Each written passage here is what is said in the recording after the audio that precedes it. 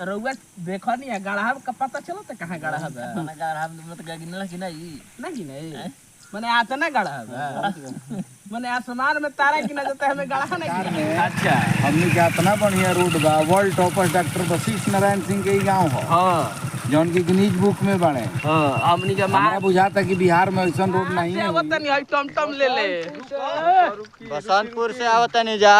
अच्छा रोड एकदम खराब है। रोडवा पर चले में मजा देता पूरा मजा देता है। कहले पर लिख पढ़ गई लोग के कर कोई सुनवाई नहीं है। अच्छा तो वोट देवे के पहले तो रउआ लाइन में लाग जात हो लाइन में लाग के का करब जब कामे नहीं के मुखिया के अंडर में वाला विधायक। हाँ तो खाली विधायक लोग आवत लोग खाली वोट मांगे। अच्छा। लेकिन रोड बनाए खातिर आँख से उनका लोग के लौकते नहीं। कितना लोग माने गांव पंचायत के लोग कितना कष्ट से आवत जाता है ये सब देखे के चाहिए नु। तो वोट देवे के वजह तो पहले लाइन में लाग तो पहले लाइन में का करम आदमी सरकार बनावे लेके चलो आगे पड़े कुछ हमनी के गांव शहर तरक्की में आई थे का तरक्की में आवत वोट के बेरा तक गिरा ला जाता लोग दुआरी पर हो जाता वोट तक काम हो जाता तो निकल जाता लोग वोट लेके भाग जाता हम देवे ना मजा दे रहा है। आप लोग देख ही रहे हैं फिर भी सब प्रशासन का यही रवैया है। मैंने प्रशासन ही बनाई के नेता मंत्री बनावे ला। अरे वही नेता मंत्री ही बनाता है प्रशासन उसका ऑर्डर होगा तबे ना बनाएगा जी। रोज यही रोडवा में चली रहा जी हाँ इसी रोड में चलते हैं। ये रोडवा में पता चलता है कि कहाँ गढ़ा बा कहाँ इसमें कुछ भी नहीं पता गड्ढा है क्या है नहीं है। जी जो नसीब में वही कल जाए नेता तो अपने कुर्सी के फेर में बाड़ा सन कि हमार दिल्ली के बचो हमार विधानसभा के बचो और जनता के फेर में तोड़े आवत नेता विधायक के सार देख के चल जाता लोग। हमेशा होत रहेला बाइक काले एगो आदमी गिर गिरहन। अच्छा समझे कि उनको केहू छिला गिरे है केहू नहीं छिला गिरे और चोट ना नुई रहे नहीं और चोट ना रउआ देखा तनी वॉइस ऑफ भोजपुरी हम हई आनंद हम अभिमानी वशिष्ठ नारायण बाबू वशिष्ठ नारायण पद पे जवन की आज 4-5 साल से रोड खराब बा। कई गो सरकार आयल कई गो गोइल माने हमरा आँखी के सामने दूगो विधायक आ बीजेपी के दूगो विधायक आई लोग आ ऐजा से गोइल लोग लेकिन फिर भी यह रोड के मरम्मत अभी तक ना भइल। ई रोड जौन बा धोबहा से होके जाला हमनी के महान गणितज्ञ बाबू वशिष्ठ नारायण के गांव तक। अब बताई ऐसा व्यक्ति के नाम जौन हमनी के देश के नाम देश विदेश में माने देश से बाहर रोशन कनी हमनी के यह भोजपुर के नाम ले जाके हमनी के विदेश अमेरिका ऐसा जगह पे रखनी। आ बताई वो आदमी के नाम पे पद के नाम रखल गइल बा आ वो ये पद के रख रखाव में इतना माने एथी करता लोग पता ना सरकार का चाहत या एकर मंशा का बा। आई का रोडवा पर चले में मजा आवता पूरा मजा आवता कि बे देखत नहीं खा कि एक हाथ खाल एक हाथ ऊंच। अच्छा तो वोट देवे के वजह तो लाइन में लाग जात हो महाराज पहले लाइन में काहे के पहले लागे जे पहले सब लोग भगवान लोग मारल तब हमनी के जाइले जे मारे खातिर। अच्छा माने के इयो सिस्टम बा हमनी के लाइन का फिर ए रोडवा में पता चलता कि कहां गढ़ा बा आ कहां का बा थाहे नहीं के चलत का रोडवा पर चले में मजा देता। रोडवा पर मंत्री लोग जीत के कभी आवत देखूं खती झांकी मारे। अरे तू तो स्टेशन का विकास करता लोग आरा शहर का विकास करता लोग कुछ नहीं के विकास का बा कुछ बुझाता नु कि जैसे कि आरा संसदीय क्षेत्र में माने के गांव पड़बे ना करला खाली एगो और शहर पड़ेला। अरे सर तो बानी के बाद कि जीत गइला बाद कोई झांकी मारे ना के मुअल के जियल की रोडो रास्ता खराब तन बनवाए खाली अमरिंदर प्रताप सिंह जाई रहन भदे रघुवेंद्र प्रताप। हाँ रघुवेंद्र प्रताप भदे हारा विधायक। हाँ आए रहन तो कहलन कि बड़ी समय लगल धोबहा से आवे में से हम आई अब की आवत तो रोडवा बन रहा है तनी कहला उनका शायद हमरा ख्याल से 3 साल हाँ हो गई माने 3 साल में उनका टाइम ना लगल ना लगल आवे माने कोई को सरकार बदल जाए लेकिन रोड ना बदल अभियो कोनो ठिकाना तो अब रोडवा पर चले में मजा देता। हाँ मजा तो आवते बा देखते बानी कितना कष्ट होता हमनी के केहू कष्ट पर केहू ध्यान देत नहीं खे। अच्छा वोट देवे के वजह तो लाइन में पहले रउआ लाग जात हो हम के ना हमरा बेरा वोट देवे के बा। हाँ लाइन में आदमी लाग गेल बा का करब हमनी के आदमी सोचला कि चलो अगला बार उम्मीद से माने रोडवा में पता चलता कि माने के गढ़ा कहां बा रोड कहां बा एमे सीमेंट आ गिट्टी लौकत कहीं ना पानी से तो पते नहीं चल कहां माने खाई बा कहां एथी बाटे कच कच कच कच हरदम एजा तो हमरा बुझाता कि हमरा ख्याल से एक्सीडेंट होत रहत हो। हमेशा होत रहेला बाइक काले एगो आदमी गिर गिरहन। अच्छा समझे कि उनको केहू नहीं छिला गिरे है, केहू नहीं छिला रहे और चोट ना नुआई रहे। ना और चोट तो ना लगा, बाँच गिलन बेचारू कहीं के। हाँ तो माने के का कहम सरकार से, सरकार तो माने के सरकार से हम- आरा विधानसभा, बड़हारा विधानसभा जौन के हमनी के एहिजा जौन ई बगल के गांव बा बसंतपुर, एहिजे के बाबू वशिष्ठ नारायण सिंह हमनी के देश के नाम ले जाके विदेश में रोशन महान गणितज्ञ रही जौन की आ जौन आइंस्टीन के माने के सूत्र के चुनौती भी दिले रही, उनकर नाम पे ई पथ के नाम रखल गइल। आ तबो यह देश के स्थिति माने यह रोड के स्थिति बद से बदतर बा। आ कहता लोग को धोबहा बाजार के चौक पर उनकर मूर्ति बनी, तो उनकर रख रखाव ई लोग सही से कर पाई। ना कैसे पार भाई, मान के चल कि रोडे रास्ता क्लियर बढ़िया से ना रही तो मान के वो जे बना दे हमारे रोडे सही नहीं खे तो दिक्कत नहीं खे। दिक्कत पहले रोडवा हमारे के क्लियर करी, ओकर बाद उजा बनाई। अच्छा अच्छा और नाम का पड़ी? हमार विजय कुमार पड़ी। अच्छा आ कहाँ जाता नहीं? जाता नहीं बाजार पर काम करे, सियाई के काम करीला। माने रोज बाजार पर जाइला, रोज माने यह परेशानी से झेल के जाइला। हाँ झेल तब का करम, पेट के चलते झेल ही के बा। हाँ का नाम हो? राजेश कुमार। आई पैदल चले में रोडवा पर ठीक लागता जी जो नसीब में वही कल जाई। आई नेता तो अपने कुर्सी के फेर में बाड़ा सन कि हमार दिल्ली के बचो, हमार विधानसभा के बचो, और जनता के फेर में तोरे बाड़ा सन। अच्छा तो माने के रुआ का करी लगा? कर ले जा, रोजी रोटी कर ले जा, कमाई ले जा, खाई ले जा, कमाई ले जा, खाई ले जा। हाँ। आ हई रोडवा पर चले में हई हई महाराज होइजा से चलनी हम तो देखनी के मैं गढ़े लौकता। अब गढ़ा पर तो का कर आवत नेता विधायक के सार देख के चल जाते हैं लोग। आइयो जी से बात कर लिया। का नाम पड़ी? निरंजन कुमार नाम पड़ी। कहाँ गाँव हो? गाँव तो पड़ी मसाड़। मसाड़ एने कहाँ? एने धान के खेत भइल बा। अच्छा हई रोडवा पर चले में मजा देता? मजा तो बहुत देता, जो चला तो ओकरे बुझाता, मजा सजा में बदल देता। अच्छा हाँ तो माने के गाढ़ा उड़ा में कहीं गिरनी है ना नु? कितना आदमी गिरता, हम का गिरनी, बहुत आदमी गिरता। अच्छा हाँ तो माने मसाड़ से नहीं है तो धोबहा से अब चल जी मोने तक तो सब तो इहे हाल बे से पानी पूरा जर्जर बा। सरकार पे एकरा बारे में का कह? सरकार के चाहे कि रोड रास्ता बनावे, ये नु कही। तो अब रोडवा पर चले में मजा देता? क्या मजा दे रहा है? आप लोग देख ही रहे हैं, फिर भी सब प्रशासन का यही रवैया है। माने प्रशासन ही बनाई के नेता मंत्री बनावे लगे। अरे वही नेता मंत्री ही बनाता है, प्रशासन उसका ऑर्डर होगा तबे ना बनाएगा जी। रोज यही रोडवा में चलीला? जी हाँ, इसी रोड में चलते हैं। ये रोडवा में पता चलता कि कहाँ गढ़ा बा, कहाँ इसमें कुछ भी नहीं पता गड्ढा है क्या है नहीं है। 10 मिनट का रास्ता 25 मिनट लगता है। मैंने आधा घंटा लग जाला 10 मिनट का रास्ता नु। अब बताइए इतना महान आदमी के नाम पर रोड के नाम रखल के नाम पर रोड है, फिर भी नेता लोग को चिंता नहीं है, टेंशन नहीं है। मैंने चिंते नहीं के साफ ना का करत लोग का। अरे अब क्या कहते हैं? का नाम हो चाची? नाम हमार नाम हाँ हमार पाना नाम है बबुआ। अच्छा कहाँ जातनी? जतन धोबा हाँ बाजार करे। तेल आई रोडवा पर चले में मजा देता? तो हमनी के नतियार भाई हमार बाबू। का चाची वोट देवे के बजे तो लाइट में पहले लग जाता? तब वोट के बेरा तो गिरा ला जाता लोग दुआरी पर, हो जाता वोट तक काम हो जाता तो निकल जाता लोग। वोट लेके भाग जाता? हम देवे ना करे। का नाम हो? सोनू कुमार। अच्छा ये बताओ आई रोडवा पर चले में मजा देता? मजा तो बहुत बढ़िया होता है। बढ़िया बता पता चलता कि रोड में गढ़ा कहाँ बा? ना नहीं है पता चलत पानी से। कहाँ जाता नहीं चाची?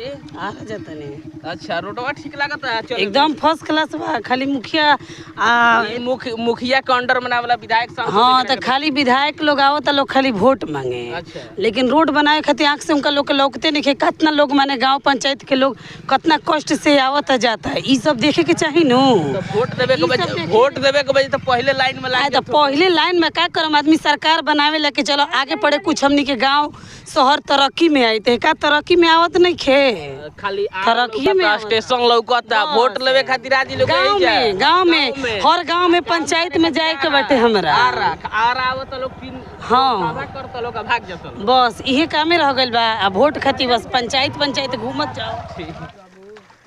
कहाँ से आवत नहीं है टमटम ले ले बसंतपुर से आवतनी जा। अच्छा रोड एकदम खराब है। रोडवा पर चले में मजा देता पूरा मजा देता है कहलिए पर लिख पढ़ गई लोग के कर कोई सुनवाई नहीं है। अच्छा तो वोट देवे के पहले तो रउआ लाइन में लाग जात हो खम। लाइन में ला के का करब जब कामे नहीं के होता। अच्छा वोट देवे खातिर आ जाता लोग बस। हाँ देख हट जब ना खड़ा। खड़ा ना हो देखिए बबुआ खड़ा ना। तब जी रउआ तो भाग जाता नहीं रह के का कल जाओ इतना ना रात नहीं का डरा के का बे के खाए के देता कौन नेता खाए के देता हमरा के कोनो जाना ना कोनो जाना ना एक जना और रहिलन बात कर लिया का काम पड़ी राहुल कुमार। अच्छा रोडवा पर चले में मजा देता देखते नहीं बात देखते बानी कितना मजा देता रउआ तो रोज हमरा ख्याल से ए रोड के सैर करत हो खम। रोज हम आवे के बाद जाए के बाद रोज आवे के बाद जाए के बा कहाँ घर पड़ी रहो हमारे बसंतपुर। बताई बसंतपुर और घर बा आ बसंतेपुर के महान गणितज्ञ बाबू वशिष्ठ नारायण सिंह के नाम पर पथ के नाम रखल गइल बा। आ ये पथ के रख रखाव इतना खराब बा माने देख रेख इतना खराब बा चल रहा है कि नहीं खे। अच्छा रघुवेंद्र बाबू एक बार आई रहन तो कहले शायद माने हम सुनले रही के कहले कि अब की देखिए हमरा आवे में बड़ा परेशानी भइल अब की रोड बन जाई। हमरा ख्याल से 3 साल हो गइल अभी ले रोड ना बनल। आई बन जाई के रोडवा कि ना ये बने वाला नहीं खे ना बनी नु तो ई लोग कहते कि धोबा बाजार पर वशिष्ठ बाबू के मूर्ति बैठी तो ओकर देख रख रखाव देख रेख कर पाई लोग अच्छा से बानी वार्ड साहब पूछिए व्हाट्सएप तो कहिए देला हैं रउआ उनके गांव के बनी हम गांव के रह के का कर सकीला। रउआ तो बहुत कुछ कर सकतनी आवाज उठाई मगर रही जा माने के ई बसंतपुर भदेया आ डेहड़ी के ई सब व्यक्ति अगर आवाज उठावस जौन नेता विधायक आवस उनका के अगर काला झंडा देखावल जाए तो उ कौनो जाना कहतनी के जीत के जाई लोग जैसे काम करी लोग विधायक कहलन कि हाँ छठ पूजा के मने पहले बन जाए। हां छठ बीत गइल छठ काहे भैया रोडवा पर चले में मजा होता है एकदम मजा होता बे का कहबा मेरा बहुत मजा होता है बहुत मजा। ये बिहार सरकार का हमनी के का कहलिए नीतीश चाचा पलटू चाचा बाड़े न सरकार में इनके चलते त काम नहीं किया कबो एने ई तो हमनी के मतलब हमनी के सांसद ठीक बार विधायक ठीक बा लोग तो कहीं कहीं सांसदों कहाँ ठीक बड़ा नहीं बताई यार। अच्छा रोडवा हम खाली काम कइला से हो जाए आरा संसदीय क्षेत्र में देहातू आवेला बाबू वशिष्ठ नारायण सिंह के गांव आवेला जौन के नाम बसंत आ उनकर पद के नाम रखिए तना माने हमनी के देश सबसे हमनी के एरिया के फेमस वशिष्ठ नारायण सिंह बड़े हम आइडल पर्सन हमें। ओकरा बाद सती बाड़ी मौजमपुर के कुंवारी सती बाई मौजमपुर ओइजा पूरा घाट तक ले ऐसे ही एकरो से खराब होने जाइम तो एकरो से खराब अभी तो चले जाइयो के जतनी जा होने तो और हालत माने कि हमरा ख्याल से जे 2 जना के सत्ता आइल आ 2 जना के गोइल कैसे के करा पहले सरोज यादव अनवर आलो अभी रघुवेंद्र आ अमरेंद्र लेकिन कुछ ना बताई खाली वोट लेवे आई लोग के कामो करी लोग खाली वोट आदमी लोग बस के बात बा बस के बातें नहीं है लोग के खाली सरकारी एथी में जाके रोटी एथी खाई लोग काजी रोडवा पर चले मजा आवता